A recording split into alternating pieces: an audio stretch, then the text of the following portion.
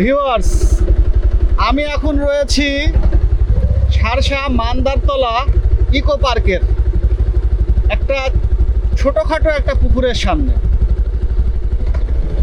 আর এই পুকুরের পানিটা সূর্যের আলোতে টলমল করছে, তাই দাঁড়িয়ে এই ভিডিওটি ধারণ করা।